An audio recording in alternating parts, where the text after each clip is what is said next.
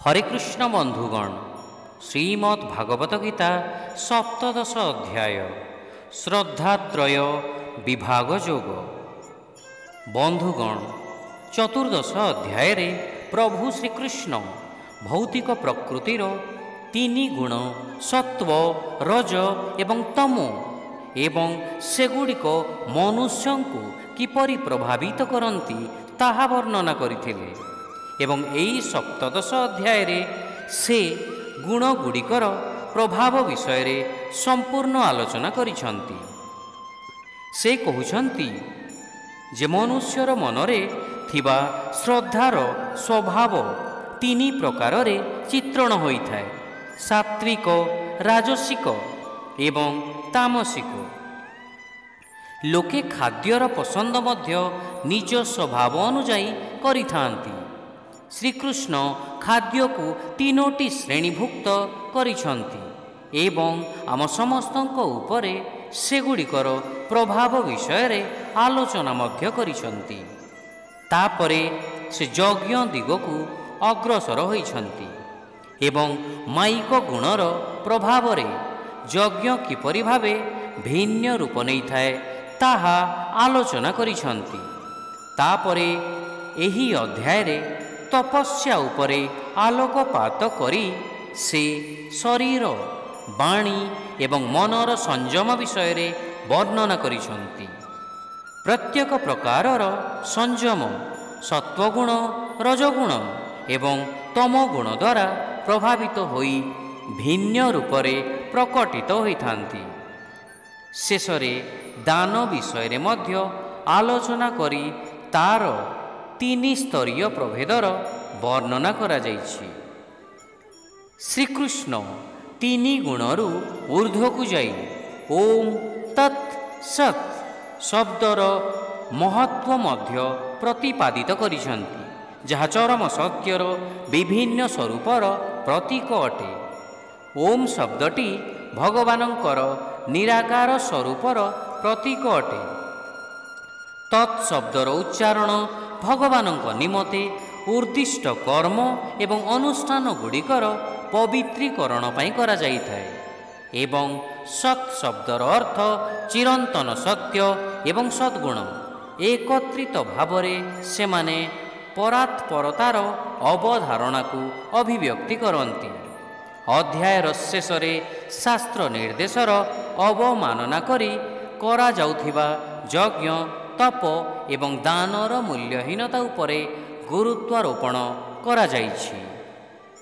एई अध्याय रे संपूर्ण 28 श्लोक अछि। श्लोक संख्या 1 रे आमे देखिबा अर्जुनंक प्रश्न, अर्जुनस इनक्वायरी। श्लोक संख्या 2 रु 7 रे आमे देखिबा विश्वास एवं उपासना निर्णय करिवार तीनोटी पद्धति, the three modes determine one's faith and worship. श्लोक संख्या 8 रु 10 रे आमे देखिबा तीनोटी गुण उपाय रे खाद्य, फूड्स इन थ्री मोड्स। श्लोक संख्या 11 रु 13 रे आमे देखिबा तीनोटी गुणयुक्त यज्ञ, सैक्रिफाइसेस इन थ्री मोड्स। श्लोक संख्या 14 रु 16 रे आमे देखिबा तीनोटी गुणयुक्त तपस्या, थ्री टाइप्स ऑफ ऑस्टेरिटी। श्लोक संख्या 17 रु 19 रे आमे देखिबा तीनोटी उपाय रे तपस्या, ऑस्टेरिटी इन थ्री मोड्स। श्लोक संख्या 20 रु 22 रे आमे देखिबा तीनोटी गुण उपाय रे दान, चैरिटी इन थ्री मोड्स। एवं श्लोक संख्या 23 रु 28 रे आमे देखिबा उपसंहार, ओम तत्सत् परम सत्य विष्णु को सूचित करे। कंक्लूजन, ओम तत्सत् indicate the supreme absolute truth Vishnu. ताहले आसंतु बंधुगण, मु आपणक साथी आशीष पंडा नहीं चलुछि आपण समस्तंकु श्रीमद् भागवत गीतार एक नूतन यात्रा रे, जहा हेला श्रीमद् भागवत गीता सप्तदश अध्याय श्रद्धात्रय विभाग योग। अर्जुन उवाच ये शास्त्रविधिमुत्सृज्य यजन्ते श्रद्धयान्विताः तेषां निष्ठा तु का कृष्ण सत्त्वमाहोरजस्तमः।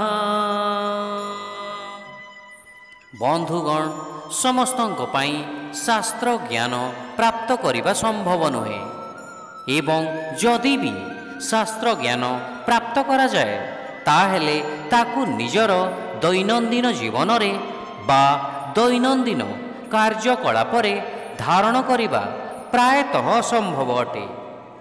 किंतु बंधुगण एपरि भी होइथाए जे कौनसी मनुष्य एमिति पूजा करुअछि जहा शास्त्र अनुजाई नुहे किंतु सेई मनुष्यर श्रद्धा संपूर्ण भावे अछि। ताहेले प्रश्न हैला कौन सेई मनुष्यर पूजा मान्य हेब बा ग्रहण करा जिवो। एमिति ही प्रश्न अर्जुन प्रभु श्रीकृष्ण को करुचंती जे हे कृष्ण जो मनुष्य शास्त्र विधि को त्याग करी संपूर्ण श्रद्धा सहित पूजा करि थाए सेपरि मनुष्यर स्थिति कौन होई थाए सात्विक ना राजसिक ना तामसिक। शिक्षा अर्जुन कहिली हे कृष्ण जो माने शास्त्र निर्देश को अवज्ञा करि थांती किंतु श्रद्धार सहित आराधना करती तांकर स्थिति कौन तांकर श्रद्धा को सत्वगुणी कहुजिबो रजोगुणी कहुजिबो अथवा तमोगुणी कहुजिबो। Arjun said O Krishna where do they stand who disregard the injunctions of the scriptures but still worship with faith? Is their faith is the mode of goodness, passion or ignorance? Hare Krishna.